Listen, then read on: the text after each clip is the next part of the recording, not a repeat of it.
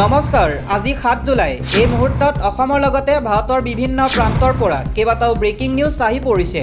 আগবঢ়াইছোঁ প্ৰথমটো খবৰ। অষ্ট্ৰেলিয়া ভ্ৰমণৰ পূৰ্বে প্ৰধানমন্ত্ৰী নৰেন্দ্ৰ মোদীক হত্যাৰ ভাবুকি। এটা ফেচবুক পোষ্টৰ কমেণ্টত হত্যাৰ ভাবুকি নৰেন্দ্ৰ মোদীক। অষ্ট্ৰেলিয়া ফেডাৰেল পুলিচে আৰম্ভ কৰিছে তদন্ত। অহা ৯ জুলাইত মেলবৰ্ণৰ মাৰ্বেল ষ্টেডিয়ামত অনুষ্ঠিত হ'ব মেলবৰ্ণ মিটছ মোদী শীৰ্ষক অনুষ্ঠান। এই অনুষ্ঠানৰ প্ৰচাৰৰ ফেচবুক পোষ্টৰ কমেণ্টত প্ৰধানমন্ত্ৰী মোদীক দিয়া হৈছে হত্যাৰ ভাবুকি। ইয়াৰ পাছৰ খবৰ, ওলাই আছে অযোধ্যা ৰাম মন্দিৰৰ চুৰিৰ তথ্য। ৰাম মন্দিৰলৈ দান কৰা সোণৰ শ্ৰীৰামচৰিত মানৱ গ্ৰন্থ হেৰাল। পূৰ্ব কেন্দ্ৰীয় গৃহ সচিব লক্ষ্মী নাৰায়ণে ২০২৪ চনৰ ৮ এপ্ৰিলত গ্ৰন্থখন দান কৰিছিল ৰাম মন্দিৰত। ৪ কিলোগ্ৰাম সোণৰে নিৰ্মিত গ্ৰন্থখনত প্ৰায় ব্যয় হৈছিল ৫ কোটি টকা। বৰ্তমান এই গ্ৰন্থখন হেৰুৱা তথ্য পোৱা গৈছে। আহি পৰিছে আন এটা খবৰ, ৩০ দিন জেলত থাকিলে ক্ষমতা যাব প্ৰধানমন্ত্ৰী মুখ্যমন্ত্ৰী। ক্ষমতা যাব কেন্দ্ৰীয় মন্ত্ৰী ৰাজ্যিক মন্ত্ৰীৰো। ১৩০ সংখ্যক সংবিধান সংশোধনী বিধেয়কৰ অধীনত সাংসদ মন্ত্ৰীৰ বাবে নতুন নিয়ম কেন্দ্ৰৰ। ইফালে কেন্দ্ৰৰ প্ৰস্তাৱক বিৰোধিতা বিৰোধীৰ। কেন্দ্ৰৰ বিৰুদ্ধে বিৰোধীক শাসনৰ পৰা আঁতৰোৱা ষড়যন্ত্ৰ চলাৰ অভিযোগ বিৰোধীৰ। দিব লৈছোঁ ৰাজনৈতিক প্ৰেক্ষাপটৰ খবৰ, পদত্যাগ কৰক গৌৰৱ গগৈয়ে। নৈতিক পৰাজয় স্বীকাৰ কৰি পদত্যাগ কৰিব লাগিছিল গৌৰৱ গগৈয়ে। এইদৰে মন্তব্য কৰিছে পীযুষ হাজৰিকাই। নিজৰ দিনৰ বেয়া ফলাফলক লৈ পদত্যাগ পত্ৰ দাখিল কৰিব লাগিছিল গৌৰৱ গগৈয়ে। নৈতিকভাৱে দায়ী বুলি হাইকমাণ্ডলৈ প্ৰেৰণ কৰিব লাগিছিল পদত্যাগ পত্ৰ।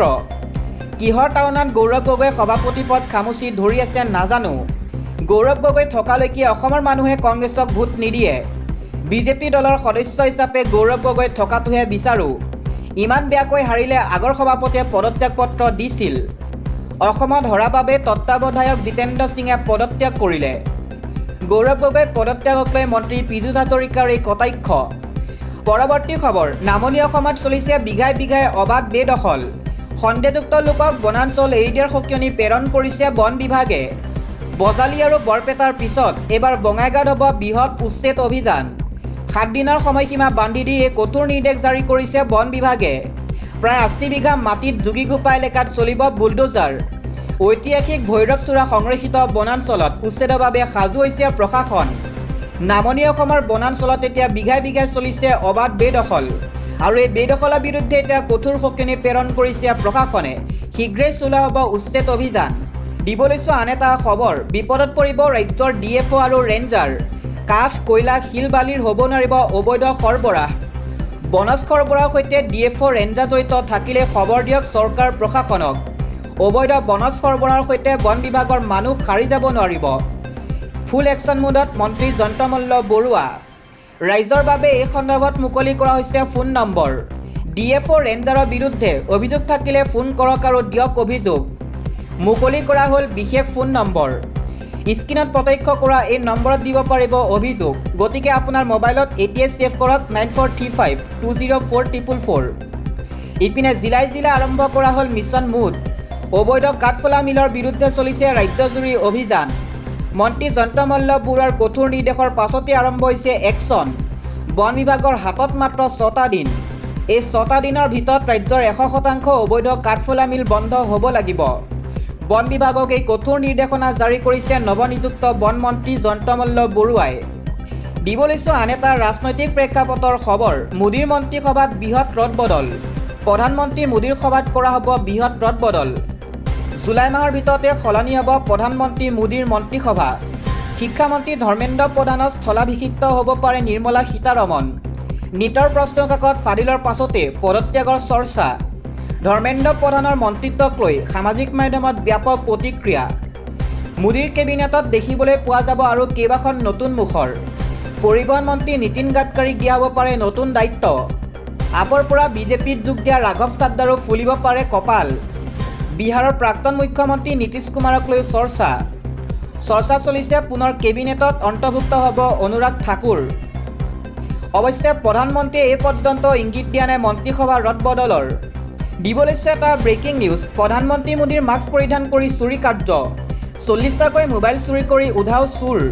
নিজৰ পৰিচয় লুকাবলৈ ব্যৱহাৰ কৰিলে প্ৰধানমন্ত্ৰী নৰেন্দ্ৰ মোদীৰ মুখা। দোকানত থকা সকলো মোবাইল ফোন লৈ গ'ল চোৰে। চোৰৰ এই অভিনৱ কৌশলে অবাক কৰিছে সকলোকে। এইবাৰ প্ৰধানমন্ত্ৰী মোদীৰ মাস্ক পৰিধান কৰি চুৰি কাৰ্য চোৰৰ। এখন ইলেক্ট্ৰনিক্সৰ দোকানত চোৰৰ চাফাই অভিযান। নিশা গোপনে তলা ভাঙি প্ৰৱেশ কৰিলে মোদীৰূপী চোৰজনে। ৰাজস্থানৰ ভিলাৱাড়াত লুটি নিলে ৫ লাখ টকাৰ মোবাইল ফোন। চিচিটিভি দৃশ্য দেখি হতবাক দোকানখনৰ স্বত্বাধিকাৰী। দৃশ্য প্ৰচাৰৰ পাছতে সামাজিক মাধ্যমত লাগে তোলপাৰ। আন এটা খবৰ, গুৱাহাটী কৃত্ৰিম বান উৎস আৰু সমাধান বিচাৰি পুনৰ বিভিন্ন অঞ্চল পৰিদৰ্শন মন্ত্ৰী কৌশিক ৰায়ৰ। কৃত্ৰিম বান ৰুধিবলৈ তৎপৰ মন্ত্ৰী কৌশিক ৰায়। দিছপুৰত পৰ্যালোচনা বৈঠক মন্ত্ৰীগৰাকীৰ। এজাক বৰষুণ দিলে ৰাজধানী চহৰ গুৱাহাটী মহানগৰী বিভিন্ন অঞ্চল জলমগ্ন হৈ পৰাটো নতুন কথা নহয়। বৰষুণ দিলেই গুৱাহাটী জলমগ্ন হৈ পৰা কাৰণ আৰু ইয়াৰ সমাধান বিচাৰি শনিবাৰে পুনৰ ক্ষেত্ৰভিত্তিক বিভিন্ন অঞ্চল পৰিদৰ্শন কৰে গৃহ নিৰ্মাণ আৰু নগৰ পৰিক্ৰমা বিভাগৰ মন্ত্ৰী কৌশিক ৰায়। ইয়াৰ পূৰ্বে মন্ত্ৰীগৰাকীয়ে গুৱাহাটীৰ বিভিন্ন অঞ্চল পৰিদৰ্শন কৰি পৰিস্থিতি বুজ লয়।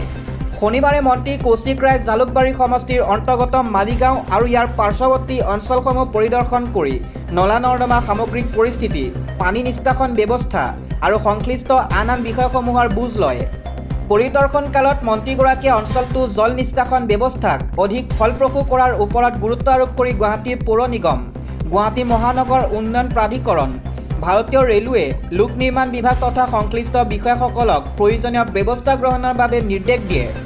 মন্ত্ৰীগৰাকীয়ে কয় যে বৰষুণৰ সময়ত নগৰবাসীয়ে যাতে অযথা অসুবিধাৰ সন্মুখীন হ'ব নালাগে তাৰ বাবে বিভাগসমূহে সমন্বিত প্ৰচেষ্টাৰে কাম কৰি আছে। এই ক্ষেত্ৰত জনসাধাৰণৰ সহযোগিতাৰ যথেষ্ট গুৰুত্ব আছে বুলি উল্লেখ কৰি মন্ত্ৰীগৰাকীয়ে কয়, চৰকাৰৰ প্ৰচেষ্টাক সফল কৰি তুলিবলৈ ৰাইজৰ সক্ৰিয় অংশগ্ৰহণ আৰু সহযোগিতা অতি প্ৰয়োজনীয়। পৰিদৰ্শন কালত মন্ত্ৰীগৰাকীক সংগ দিয়ে গৃহ নিৰ্মাণ আৰু নগৰ পৰিক্ৰমা বিভাগৰ আয়ুক্ত সচিব কবিতা পদ্মনাভন, CMDAৰ মুখ্য কাৰ্যবাহী বিষয়া আছাতুন MP, GMCৰ আয়ুক্ত চিন্ময় ফুকন আৰু অন্যান্য বিভাগীয় বিষয়াসকলে। গুৱাহাটী মহানগৰীৰ কৃত্ৰিম বান সমস্যা স্থায়ী আৰু বিজ্ঞানসন্মত সমাধানৰ অৰ্থে GIS ভিত্তিক সামগ্ৰিক পানী নিষ্কাশন ব্যৱস্থাপনা পৰিকল্পনা আৰু বাহিনী ভৰালো অৱবাহিকাৰ বৃহৎ প্ৰকল্প প্ৰতিবেদন সন্দৰ্ভত শনিবাৰে জনতা ভৱনত মন্ত্ৰী কৌশিক ৰায় কাৰ্যালয়ৰ সভাকক্ষত এক পৰ্যালোচনা সভা অনুষ্ঠিত হয়। সভাত গুৱাহাটীত বৰষুণৰ পানী নিষ্কাশন ব্যৱস্থা ফলপ্ৰসূভাৱে কাৰ্যক্ষম কৰি তোলা আৰু মহানগৰীৰ বিভিন্ন অঞ্চলত সঘনাই সৃষ্টি হোৱা কৃত্ৰিম বানপানী সমস্যা সমাধানৰ লক্ষ্যৰে প্ৰস্তাৱিত সামগ্ৰিক জল নিষ্কাশনৰ পৰিকল্পনা আৰু বৃহৎ প্ৰকল্প প্ৰতিবেদনৰ ওপৰত বিস্তৃতভাৱে আলোচনা কৰা হয়। পৰিকল্পনা আৰু প্ৰকল্প প্ৰতিবেদনত অন্তৰ্ভুক্ত সকলো পৰামৰ্শ আৰু কাৰিকৰী প্ৰস্তাৱৰ বিষয়ে সভাত পুংখানুপুংখ পৰ্যালোচনা কৰা হয়। পৰ্যালোচনা সময়ত প্ৰস্তাৱিত ব্যৱস্থাসমূহ যাতে বাস্তৱসন্মত, বহনক্ষম আৰু মহানগৰখনৰ পানী নিষ্কাশন আন্তঃগাঁথনি শক্তিশালী কৰাত ফলপ্ৰসূ হয় তাৰ ওপৰত বিশেষ গুৰুত্ব আৰোপ কৰা হয়। সভাত উত্থাপিত মতামত আৰু পৰামৰ্শসমূহৰ ভিত্তিত সামগ্ৰিক নিষ্কাশন ব্যৱস্থাপনা পৰিকল্পনা আৰু বিপদ প্ৰতিবেদন পুনৰীক্ষণ কৰিবলৈ পৰামৰ্শদাতা সংস্থাপক নিৰ্দেশ দিয়া হয়। সভাত সভাপতিত্ব কৰি মন্ত্ৰী কৌশিক ৰায়ে প্ৰস্তাৱিত সংশোধনসমূহ অন্তৰ্ভুক্ত কৰাৰ পিছত চূড়ান্ত অনুমোদনৰ পূৰ্বে সংশোধিত প্ৰস্তাৱসমূহ পুনৰ গভীৰভাৱে পৰ্যালোচনা কৰিবলৈ সংশ্লিষ্ট সকলো পক্ষক পৰামৰ্শ দিয়ে। ভৱিষ্যতে যাতে এই ক্ষেত্ৰত কোনো ধৰণৰ ত্ৰুটি ৰৈ নাযায় তাৰ ওপৰত তেওঁ বিশেষ গুৰুত্ব প্ৰদান কৰে।